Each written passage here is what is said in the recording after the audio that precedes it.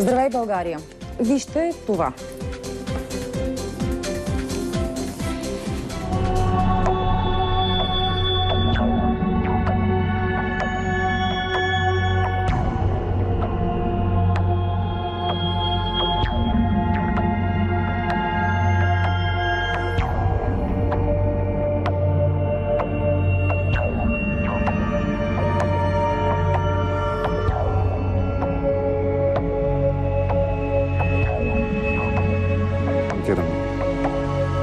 Сега, това са ексклузивни кадри, ще видите, някои от тях са направени с едно съоръжение квадрокоптер. Това означава, че един миниатюрен хеликоптер, няма никой на него, разбира се. Той се издига във въздуха, успява да стигне по въздуха до места, където иначе може би имало проблем с хората, които секат. Тези кадри ги наричаме експлозивни, защото поставят въпроса дали тази сеч, ще кажем и мястото точното къде е законна. Ако е законна, какво се крие зад разрешителните.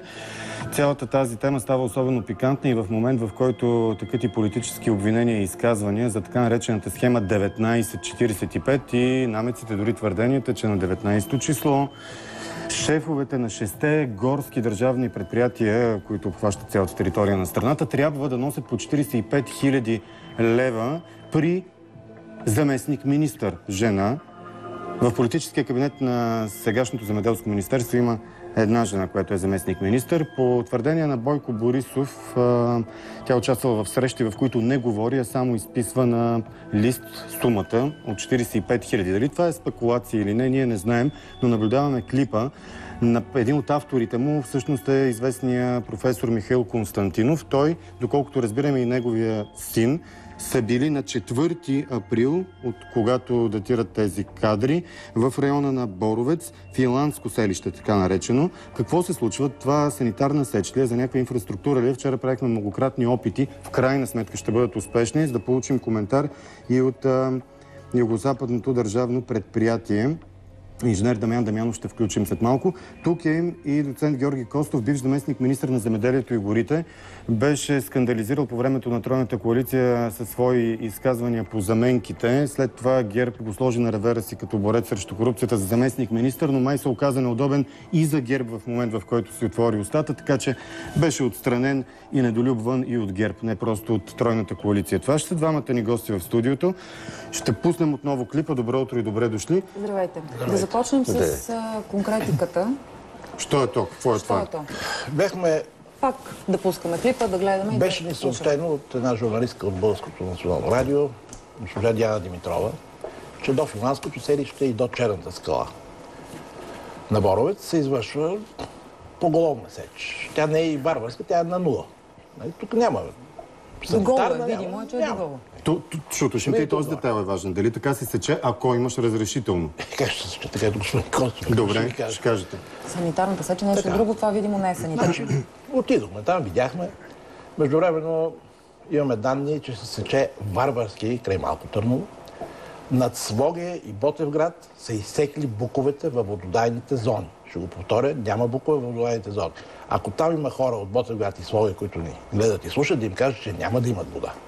Няма да има с какво да се мият, няма да има какво да пият. Около вододайна зона има забрана. Тотална забрана. Там са изсекли букове с 2 метра диаметър.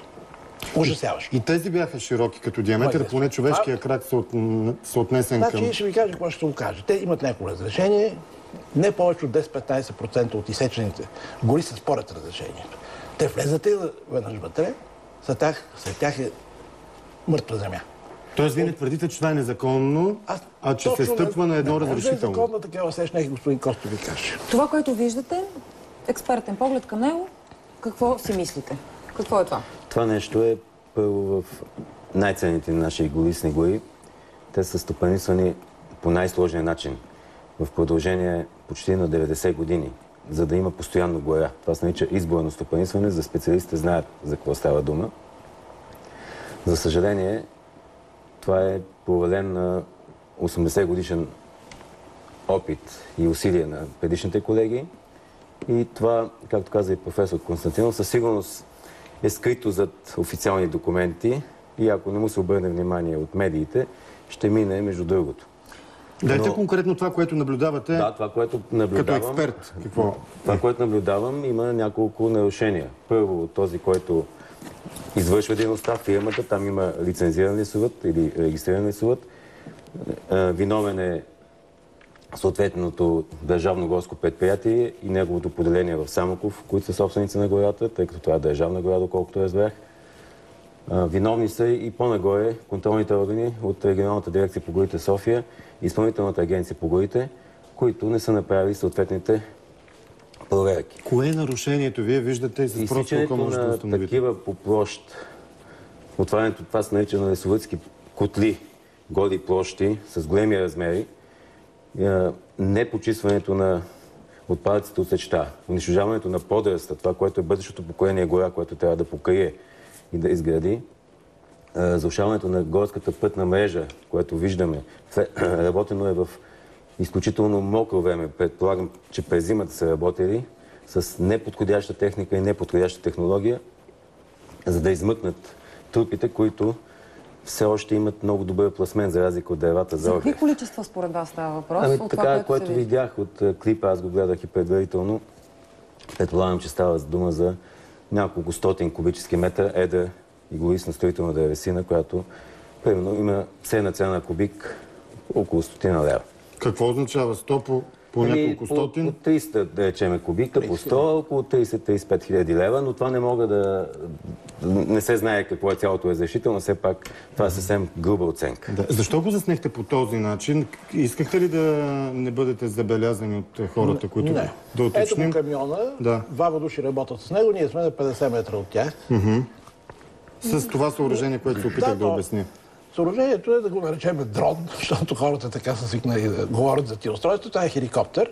Това може да се качи на 3000 метра с камера с жироскоп, може да прави удивителни снимки. Ето камиончето се натвари и си тръгна с трупите. Като толкова искат да спрат незаконната сеч, ами да ги спрат специално тия камиони на границата. Ето, например, те няма как да прехвърчат до Гърция. В момента гърците ни се чудят на тъпия къл и на безмозъчите, плащат някакви пари и унищожават бековните гори на България.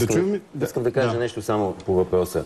Държавните горски предприятия и държавните горски стопанства, на тях им е дадена нашата гора, на целия народ гората, не само за да секат и да си дават заплати и ДМС, а да могат да извършват и дейности по охрана и да извършват залесяване и възстановяване.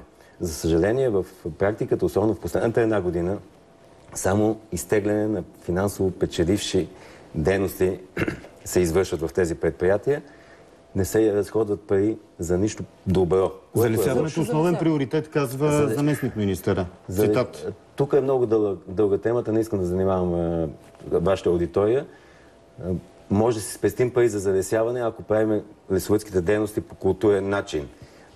След това веднъж да разрушим природа и после да я залесяваме, с което отново да откраднем едни държавни пари.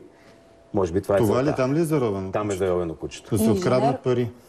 Точно така. Инженер Дамян Дамянов, който е заместник-директор на едно от 6 случая югозападното държавно горско предприятие. Здравейте! Какво знаете за тази сеч и има ли документи и разрешителни, които да позволяват да стане това, което гледаме?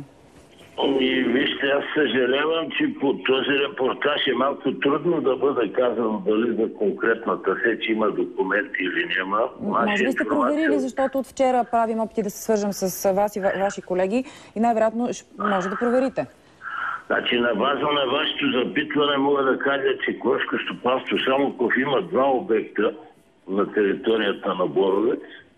На 15 е извършена проверка от изпълнителна агенция по горите, но трудно бих могъл да кажа дали става дума точно за обекта, който е предмет на репортажа. Вие като гледате като специалист, има ли нарушение в това, което виждате?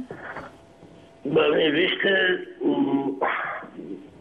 впечатляващо е оголеното петно, което би трябвало да е в резултат на санитарна сеч, но това е въпрос на проверка по документи и на терена. Тоест, вие се съмнявате, че там се случва нещо нередно? Варварски и брутално. Вижте, според мен няма красива сеч и не бихме могли да говорим за брутална сеч, след това аз не съм наясно дали точно тази сеч е в държавна горска територия. Инженер Дамянов, един такъв въпрос. Казахте, има 2 разрешителни. За какво са те? За санитарна сеч? За 2 обекта. Два обекта, като единият обект е сеч и продажба, другия обект е на корен. А това съвпада ли като с някой от двата обекта? Това е финландско селище, нали така? Боровец. По думите на директора, единият от обектите е в района на финландското селище. Това е държавна територия, господин Дамянов, със сигурност. Аз проверих. Благодаря ви, господин Костов. Ако е държавна територия, аз ще направя необходимото да бъде извършена проверка непосредствено след празниците. Ако е държавна територия, какво следва от това? Ами би следвало веднага след празника да бъде направена проверка, за която ще представи всички документи. Какво не може да се прави на държавна територия? Обяснете. Ако е държавна територия, може ли да се случва това, което виждаме на клипа? Вижте, аз пак казвам, няма красиво сечище. Ако сечта е санитарна, би могло да има и отсичане на гола площ. Така че просто е въпрос на вид на сечта, начин на извеждане, както каза и доцент Костов, там има доста отговорни лица. Той обаче вижда... Старшина сече директор, така че това е въпрос на една проверка. Колега Дамянов, вие знаете, също познавате този район, знаете много добре, че Боровец не е само курортна гора, Боровец е Натура зона, Боровец е вододайната зона на София. И затова там се води от 90 години изборна сеч. Това е в изборния участък. Вие много добре знаете, че това е грубо нарушение на правилата за изборна сеч. Така че аз очаквам веднага след празниците от вас, както ви познавам, не се колебаете, действия за отстраняване на виновните лица. Ще направим всичко, каквото е в нашата компетентност да решим въпроса. Те са ваши подчинени. Значи, директор на Държавното горско стопанство Самоков е трябвало да спре сечта на тази фирма, дори да е на корен, защото ако на вас ви дойдат майстори в къщи и не си изпълняват нещата, вие ще ги изгоните. Това са поканени майстори, които трябва да направят услуга на държавата, а не си вършат работа. Тогава ще ги изгониме и ще бъдат наказани. Но ако ние бяхме информирани своевременно, тъй като клипа виждам, че от 6-7 април до сега щеше да има явни резултати. Възможно ли е някой да се прави на лут и да се прави, че не забелязва това, което се случва и да имаме едни широко затворени очи? Питам ви в контекста на възможността да коментирате в момента един друг скандал. Той е повече политически, може би, но засяга заместник-министър. Сигурно ви е трудно да го коментирате. Твърдение, че на 19-то число, и че това се знаело от всички хора в бранша, на 19-то число всеки месец шефовете на 6-те горски държавни предприятия трябва да носят по 45 000 на ресорен заместник-министър от женски пол. Чухме тежката ви въздишка, когато повдигаме темата, но какво знаете, доколкото може да кажете и искате да кажете? Първо, темата 1945 е извън моята компетентност, тъй като аз съм заместник-директор. Второ, не бих казал, че има система на затворени очи, защото в югозападно предприятие не само там работят сериозни професионалисти и за всички сигнали и нарушения има съответни проверки, действия и... Кажете, чували ли сте такова нещо? Говори ли се около вас? Някой подпитал ли ви? Знаете ли нещо? Говори ли се това отдавна? Как да кажа, никой не е говорил, аз останах изненадан. И не бих искал да коментирам тази тема, тъй като тя не би била редно да се коментира в телевизията. Ако има такава тема, трябва да се коментира.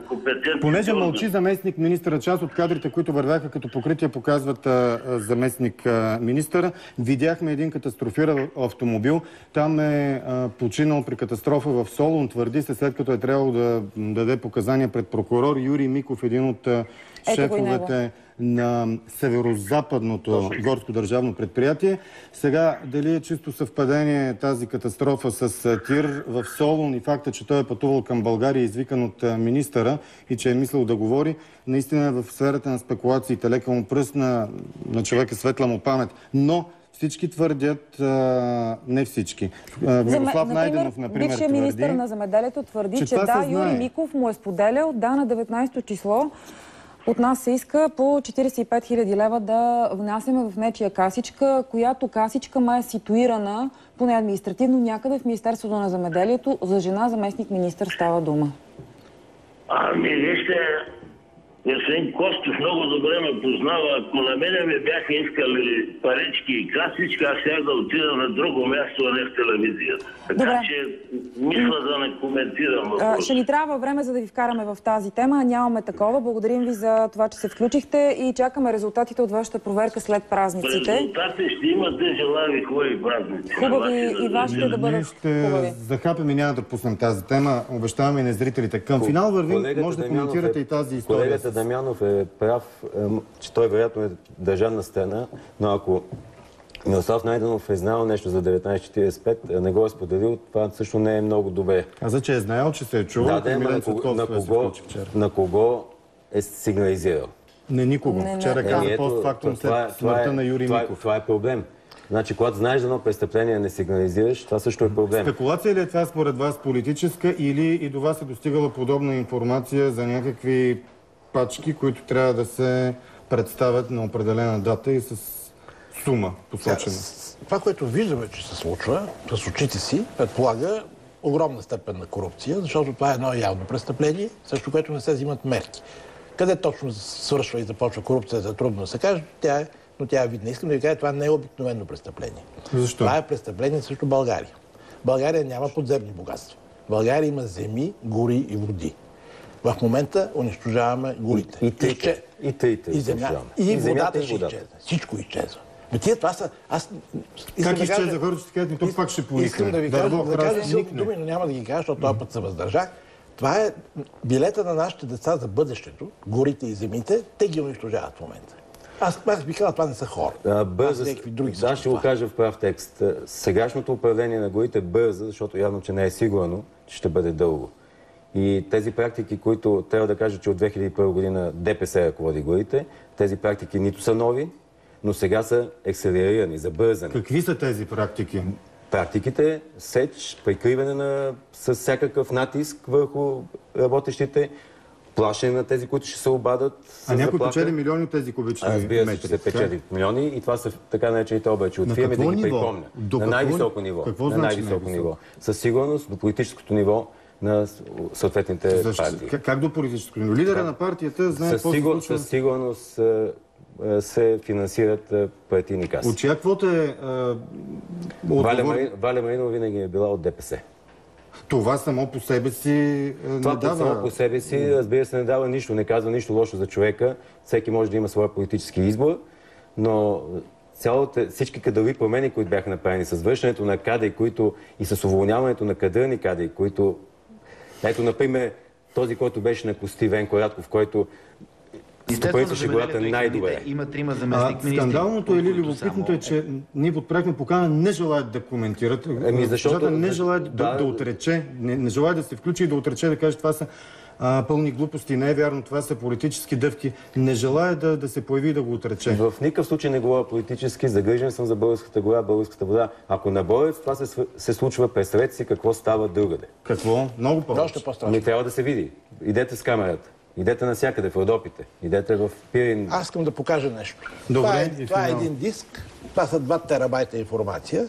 Тук има ужасяващи клипови снимки от унищожени вододайни зони през последните 1-2 години. Ние ще продължим да снимаме, ще продължим да ви снабдяваме с информация, каним вашите екипи да дойдат с нашите хора и да снимаме заедно. Темата я продължаваме. След празните чакаме резултатите от проверката за това, което показахме от Боровец. Ще видим и евентуално кой стои зад тази фирма, която е направила това на гората.